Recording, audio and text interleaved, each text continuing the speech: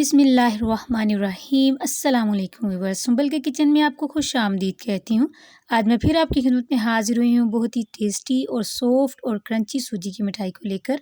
अगर आपकी सूजी की बर्फ़ी अच्छी नहीं बनती, वो हार्ड बन जाती है या सॉफ्ट नहीं रहती, तो ये सब प्रॉब्लम आज की वीडियो में आपको सोल्व हो जाएंगी। बिल्कुल भी नहीं ऐसा बनेगा, क्योंकि मैं इसको बिल्कुल नए अंदाज़ के साथ बनाने वाली हूँ।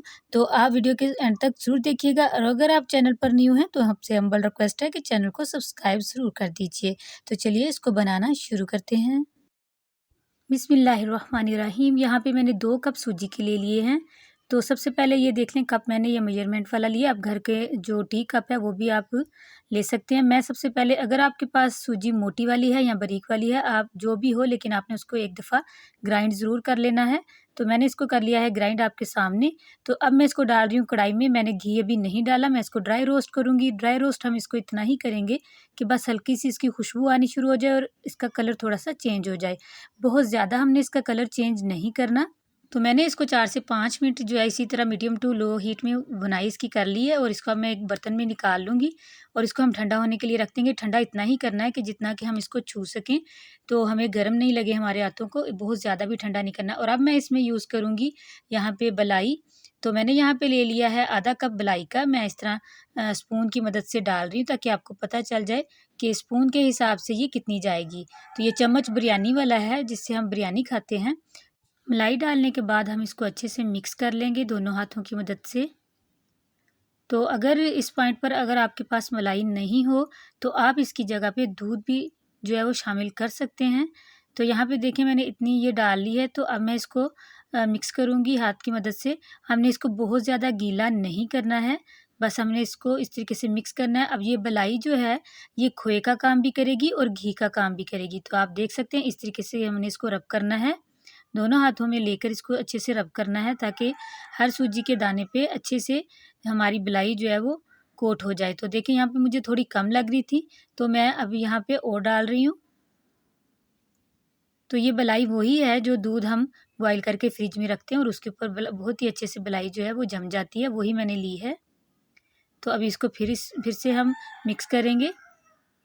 तो जब हमने इतना ही इसको मिक्स करना है कि जब इसमें बहुत ही अच्छे से ये बाइंड होनी शुरू हो जाए, तो बस इतना ही, बहुत ज़्यादा हमने इसको गीला नहीं करना।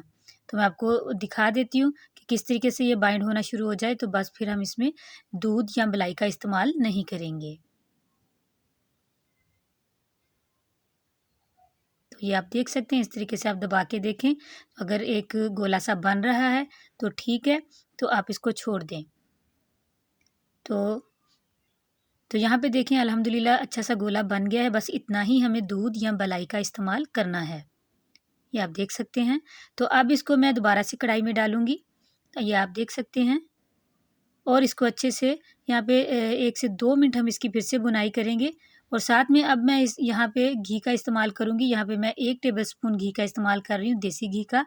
आप चाहें देसी घी का इस्तेमाल कर सकते हैं, बनास्पति घी का इस्तेमाल कर सकते हैं, जो भी आपको अच्छा लगे, क्योंकि मिठाइयाँ जो हैं वो घी में बहुत ही अच्छी लगती हैं। तो अब इसको यहाँ पे मैंने दरमियान में डाल दिया है, ताकि ये अच्छे से गर्म हो जाए। फिर मैं इसको सारी सूजी में अच्छे से मिक्स कर लूँगी। तो यहाँ पे देखें घी बहुत ही अच्छे से गर्म हो गया। अब हम इसको सारी सूजी के साथ अच्छे से मिक्स कर लेंगे, और सिर्फ 1 मिनट के लिए इसको इसके साथ, घी के साथ भी इसकी हम भुनाई कर लेंगे। और जो फ्लेम है वो आप याद रखिए कि मीडियम हीट हमने इसकी रखनी है। मीडियम फ्लेम आपने रखना है, ना तो लो हो ना ही बहुत ज़्यादा हाई हो, मीडियम टू लो हो। तो ये आप देख सकते हैं।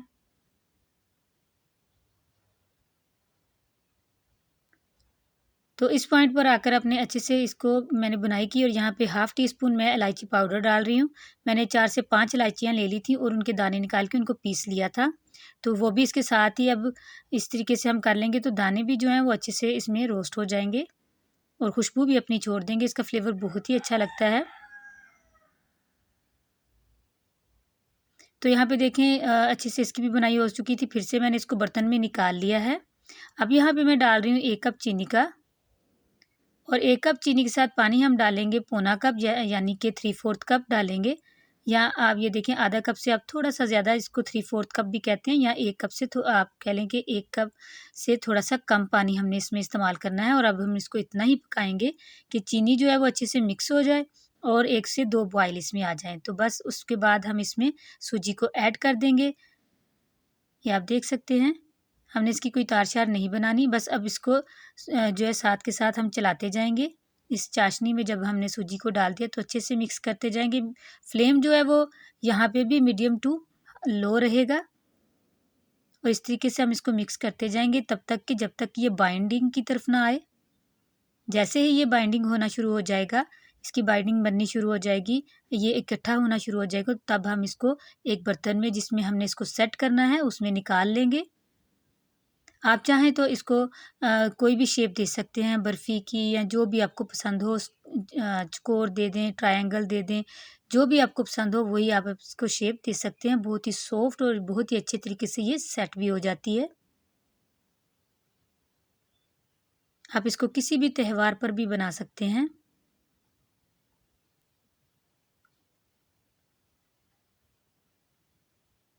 तो यहाँ पे देखिए हमारी जो सूजी है वो इकट्ठा होना शुरू हो गई है बर्तन में, आप देख सकते हैं। बस अब इसको हम और ज़्यादा नहीं करेंगे।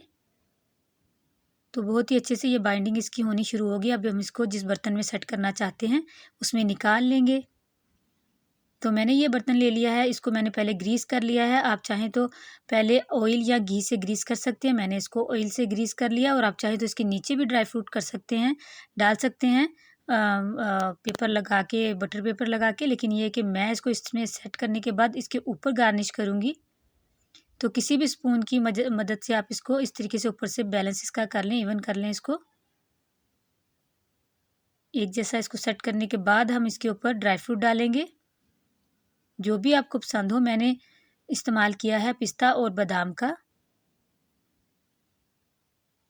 और इसके ऊपर गार्निश करने के बाद हम इसको 30 मिनट के लिए ऐसे ही रूम टेम्परेचर पर छोड़ देंगे। बहुत ही अच्छे तरीके से ये सेट हो जाएगी।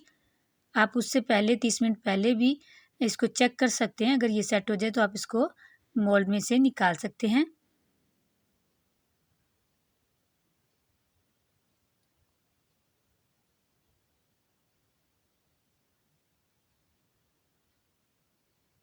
तो यहाँ पे अल्हम्दुलिल्लाह 30 मिनट के बाद मैंने इसको चेक किया तो ये बहुत ही अच्छे तरीके से सेट हो चुकी थी। तब हम इसको बर्तन में निकाल लेते हैं दूसरे में। इस तरीके से मैं प्लेट रखूँगी ऊपर और इसको फ्लिप करूँगी तो बहुत ही ईज़िली ये निकल जाएगा, क्योंकि मैंने इसको नीचे से ग्रीस किया था। तो देखिए अल्हम्दुलिल्लाह कितने प्यारे तरीके से ये निकल चुका है। और अब दूसरी प्लेट रखने के बाद मैं इसको सीधा करूँगी। तो बहुत ही टेस्टी और बहुत ही डिलीशियस और बहुत ही खूबसूरत ये लग रही है। तो अब आप अपनी मर्ज़ी के मुताबिक जैसे मर्ज़ी इसकी कटिंग कर सकते हैं, जो-सी मर्ज़ी आप इसको शेप दे सकते हैं। मैं इसको कटिंग करूँगी पिज़्ज़ा शेप में।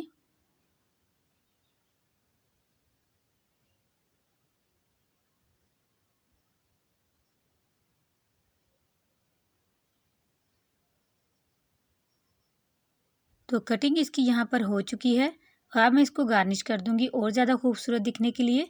तो यहाँ पे मैं ये टूटी फ्रूटी का इस्तेमाल कर रही हूँ। रेड कलर की टूटी फ्रूटी जो है वो मैं इसमें इस तरीके से छोटा-छोटा कटिंग करके इसको मैं यहाँ पे लगा रही हूँ। आप चाहें तो आपके पास चांदी के वर्क हों तो आप उससे भी इसको गार्निश कर सकते हैं। बहुत ही प्यारे लगते हैं। और बीच में मैं एक चेरी लगा दूँगी। तो माशाल्लाह बहुत ही ये दिखने में खूबसूरत लग रही थी। अब मैं आपको दिखा देती हूँ कि ये कितनी सॉफ्ट बनी है अंदर से और कितनी ये सेट हो चुकी है और मुँह में घुल जाने वाली ये मिठाई बनी है, ये आप देख सकते हैं।